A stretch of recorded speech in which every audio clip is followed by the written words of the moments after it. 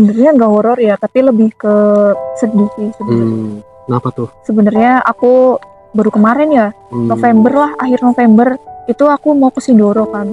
Nah, terus itu aku udah ada barengan kebetulan dari Purwokerto 1, dari Cilacap 2, dari Bengkulu 1. Halo teman-teman, selamat datang di podcast Hike and Talk.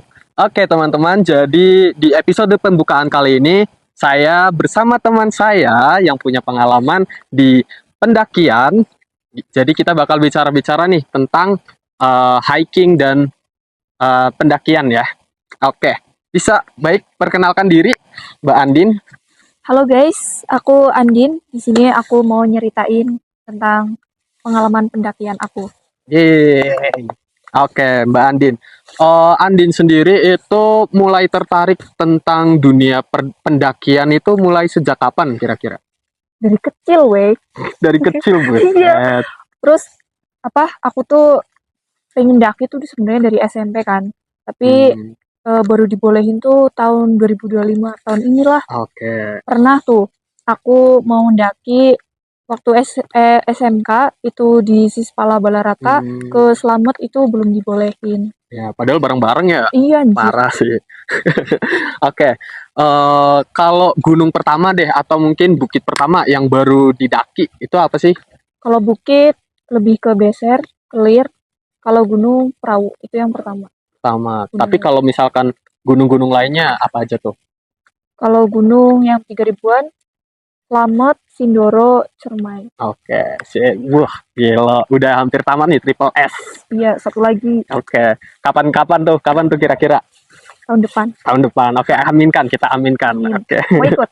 Enggak lah, malas. Ayo. Oke, kalau menurut Andin sendiri, kira-kira persiapan apa aja sih yang harus disiapin sebelum mendaki tuh? Persiapan. Kalau persiapan tuh lebih ke fisik, weh. Fisik, terus logistik yang cukup, biar kita tuh nggak lapar termia, terus hipo deh. Oke, iya sih. Karena banyak banget ya korban-korban hipo Iya, di bener. sana. Apalagi kalau misalkan udah hipo terus habis itu ditinggal temen itu Iya, banyak banget sih kasusnya. bener. Aku udah baca banyak banget soal itu. Oke, kalau pengalaman kamu sendiri, kira-kira pernah nggak kayak misalkan, aduh, aku kayaknya lagi nggak ada prepare nih, belum siap-siap, atau enggak udah prepare tapi malah nggak jadi ada keperluan lain, mending tunda aja dulu, pernah nggak? Ada, waktu itu kan mau ke Slamet tuh. Nah, terus sebenarnya tuh udah prepare tuh semuanya, tapi aku nggak bisa karena aku ada halangan. Terus akhirnya nggak jadi dan aku ngerencanain lagi buat ke hari-hari berikutnya. Gitu. Itu waktu mau ke Slamet itu sama siapa? Ramean atau sendiri aja tuh? Dari rumah aku sendiri, tapi dari barengan itu ada banyak. Jadi ketemuannya di Slametnya langsung di base campnya. Iya, di base camp. Oke. Kalau selama pendakian tuh, pengalamannya kira-kira ada nggak pengalaman yang paling berkesan atau mungkin pengalaman yang menegangkan atau bikin mellow atau horor gitu? Pernah nggak? Bisa diceritain ke teman-teman coba? Cerita nih. Oke, boleh. Silahkan dong. Nah, pengalamannya tuh aku yang paling berkesan itu aku dapat teman, terus dapat banyak relasi dari berbagai macam orang. Berbagai macam orang. Iya, anjir. Terus berbagai macam daerah, kayak dari Semarang, Sukabumi, Pekalongan, Batang, paling jauh Makassar. Buset, sampai ke Jawa ya, Makassar. Gila. Bayangin dia 12 hari 12 gunung. Wah, sangat amat wow sekali sih itu. Kaki robot. Itu TikTok atau ngecamp tuh? Buset, di TikTok semua. Gila sih. Keren banget. Terus kira-kira apa sih yang misalkan ada pengalaman mellow gitu atau horor mungkin? Sebenarnya nggak horor ya, tapi lebih ke sedih sih sebenarnya. Kenapa tuh? Sebenarnya aku baru kemarin ya, November lah, akhir November itu aku mau ke Sindoro kan. Nah, terus itu aku udah ada barengan kebetulan dari Purwokerto 1, dari Cilacap 2, dari Bengkulu 1. Nah, itu aku udah prepare semuanya, terus rencana naik, aku sebelum naik itu ngechat dulu sama yang barengan Purwokerto itu. Bilang kayak, "Mbak, nanti kita kan beda daerah, nanti kita ketemuan di Purbalingga aja, karena kita pasti nanti ketemu di situ, di alun-alun gitu." Nah, terus dia setuju tuh. Nah, terus aku bilang, "Mbak, aku berangkat dari rumah jam 3, mungkin sampai Purbalingga tuh jam 4:30 gitu kan. Nah terus dia ngeiyain, akhirnya aku berangkat, sampai Purbalingga dia nggak ngabarin. Akhirnya aku lanjut buat perjalanan ke Banjarnegara. Sampai situ aku berhenti kan karena capek, terus aku ngabarin juga, ngabarin kayak, "Mbak, kok nggak ngabarin sih?" gitu. Kan kita katanya mau janjian ke Purbalingga gitu. Nah terus itu nggak dibales-bales. Akhirnya kayak udah beberapa lama aku nunggu, dia nggak bales, akhirnya aku ngelanjutin perjalanan. Dan aku baru sampai sebentar, dia telepon. Nah, terus aku angkat dong. Aku minggirin motor, aku angkat. Loh, kok yang ngomong cowok, bapak-bapak? Curiga nih. Iya, aku curiganya, mungkin ini orang ngajak barengan sebenarnya tuh cowok, tapi ngakunya cewek gitu kan. Oke. Anjir, sumpah di situ kaget banget aku. Nah, terus pas aku angkat udah itu orang ngomong, dia bilang gini, Mbak keluarganya yang punya HP ini gitu. Terus aku bilang, bukan Pak, saya temennya gitu. Kenapa ya? Soalnya yang punya HP ini kecelakaan gitu. Innalillahi. Sumpah di situ aku kaget banget weh. Terus Pasti, Pak. kayak aku tuh udah mikir kayak, apa aku balik aja ya ke Tegal gitu. Cuman kalau balik ke Tegal itu pasti aku pulangnya malam banget dan posisi Udah jalan jauh. itu udah jauh, terus jalan tuh sepi banget. Nah terus akhirnya aku mutusin buat lanjut ke basecamp Sindoro. Dan sampai basecamp Sindoro aku tuh udah mikir kayak, dia gimana ya, apa jangan-jangan aku tuh sempat kepikiran dia nggak ada gitu.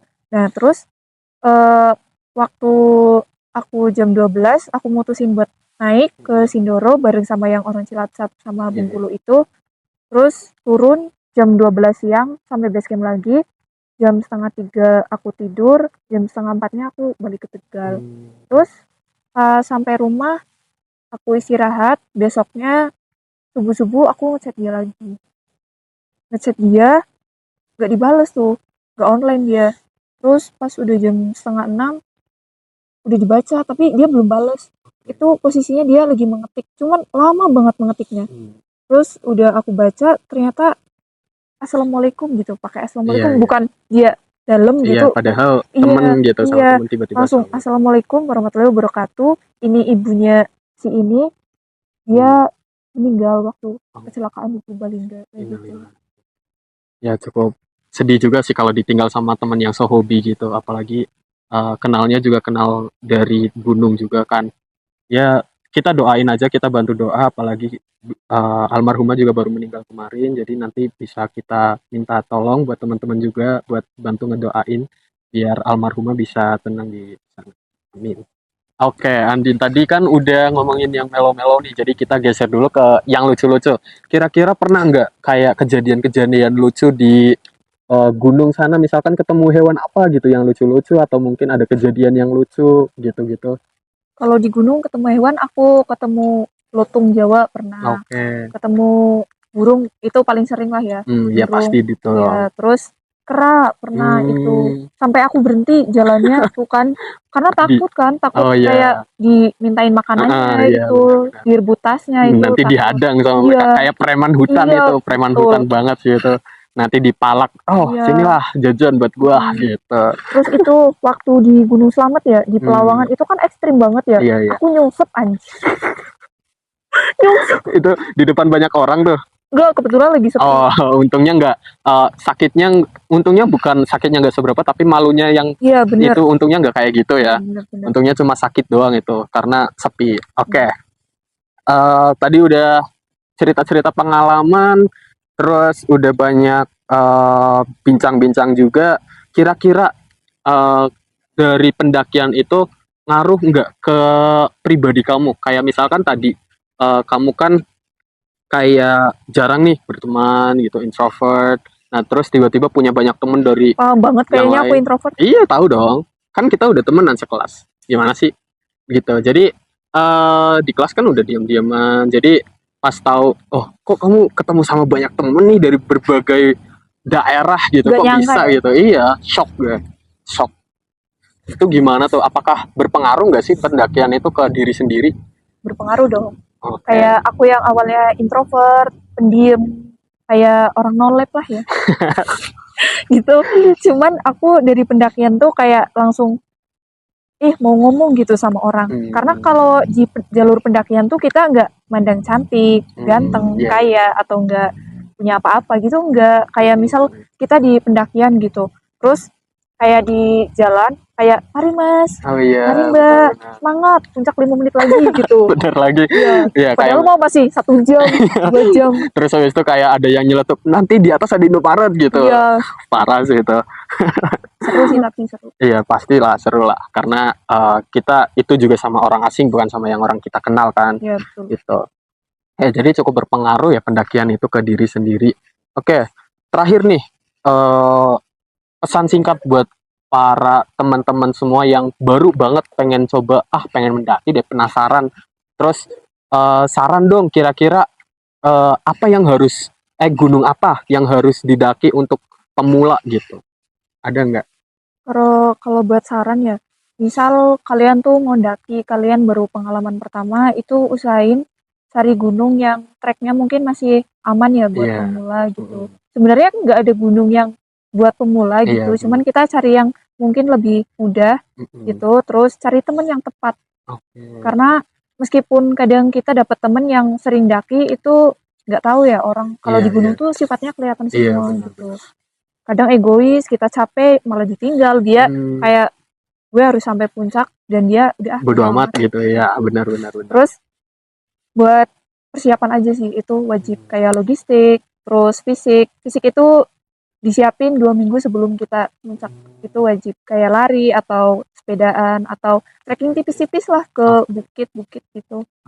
Terus kayak jangan lupa ya di gunung itu kan cuacanya nggak bisa ditebak ya, kayak kadang hujan, kadang kabut gitu. Kita wajib bawa jas hujan atau enggak kalau misal tektok ya mungkin bawa tenda yang ringan gitu. Iya, Siapa tahu di sana badai kita bisa bangun tenda gitu.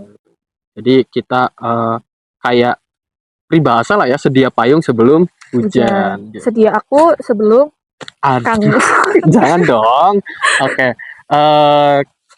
Itu kayak lagu ya malah jadinya ya. Parah sih. Oke. Tadi udah bincang-bincang dan udah dikasih saran juga. Jadi cukup banget itu buat teman-teman semua. Wah, seru sih ngedengar ceritanya aja udah seru. Mungkin nanti kapan-kapan nyoba kali ya. Wajib. Tapi ya bingung juga mau sama siapa gitu. Mau ngajak siapa ya? Masih bingung juga. Oke.